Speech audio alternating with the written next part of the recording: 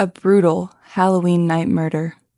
No suspects, no motive, and no leads. 2 years later, a teenage boy has nightmares that he was somehow involved. Then suddenly, both he and a friend are behind bars. This friend, who maintained his innocence from the beginning, would spend nearly a decade in prison for a crime he did not commit. Convicted on nothing more than a bad dream, a retracted confession, and a broken system that refused to listen. On today's episode, we will explore the shocking true story of Ryan Ferguson.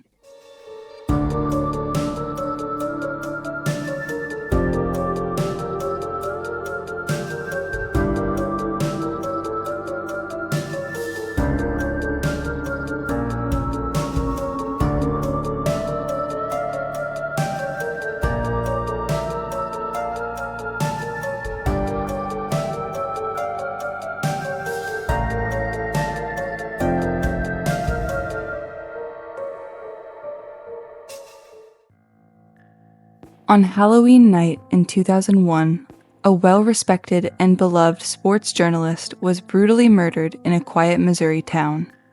With no leads and no clear motive, the case quickly went cold, until a confession, born not from memory but from a dream, turned everything upside down. What followed was a wrongful conviction, a decade of an innocent life stolen, and a relentless pursuit of justice that exposed deep flaws within the justice system. This is the story of Ryan Ferguson.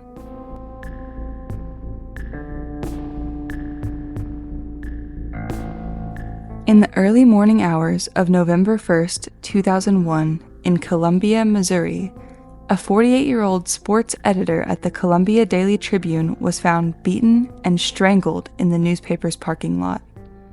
The scene was brutal. A custodian working the late shift happened upon the body just moments after the incident. 𝖘𝖔𝖈𝖎𝖆, known for his gentle disposition and kindness, was well loved by his colleagues and community. Authorities were at a loss as to who would have wanted to bring Kent harm. Though the police did their best to search for evidence and conduct interviews, they were not able to make any meaningful progress in solving the murder. The case slowly ground to a halt before going completely cold. It remained unsolved for 2 years, with no new leads coming forward to bring justice for Kent. Then, just when it seemed the case might never be solved, a shocking confession changed everything. In 2003, Charles Erickson, a young man and recent graduate of the local high school, had an interview with police. Charles had been having vague and disturbing dreams about that fateful Halloween night. He confided in those around him about said dreams, which brought him into suspicion from police. Having multiple law enforcement officers in his extended family, Charles believed he could safely share his fears with the officers. Unbeknownst to him, the police were desperate to close the case, and they were desperate for someone to pin it on. On the night of Kent's murder, Charles had been at a local nightclub with friends enjoying the Halloween festivities.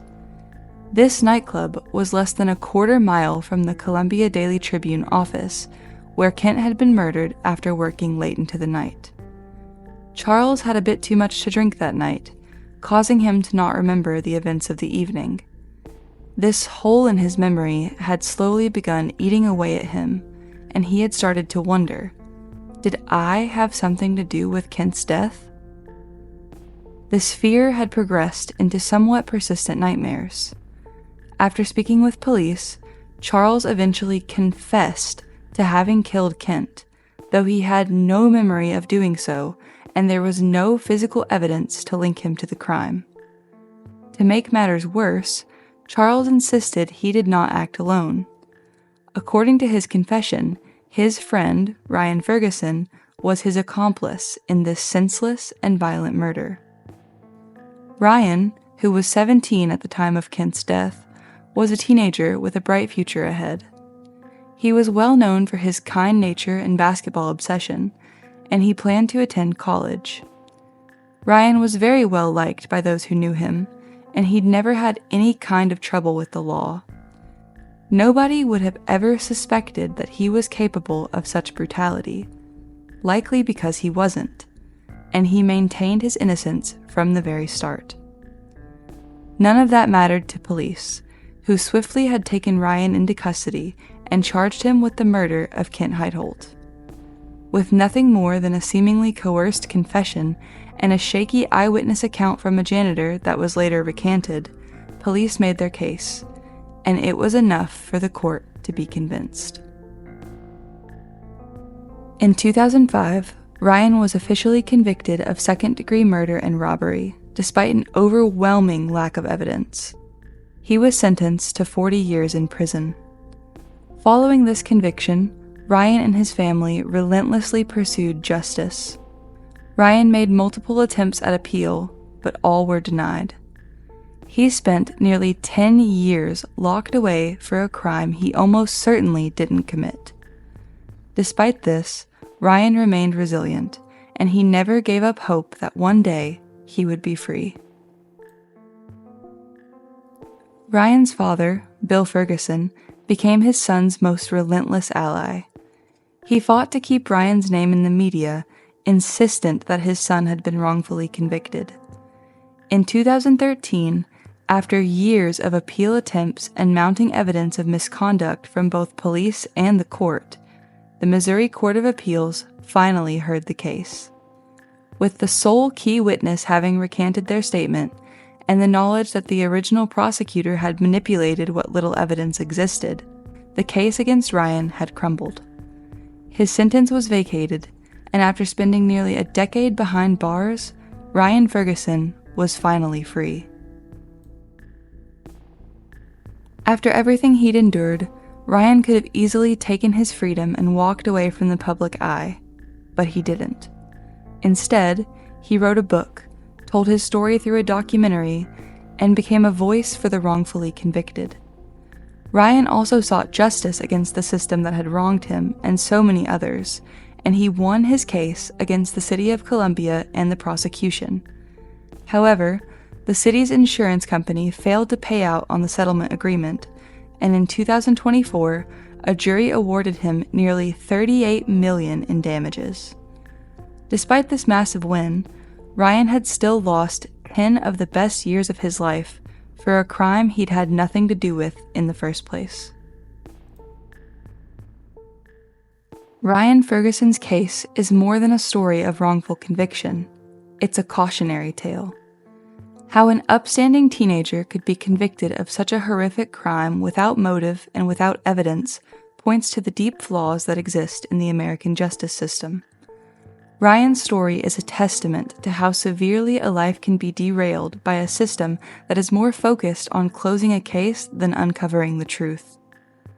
While Ryan Ferguson got his life back, many are not so fortunate.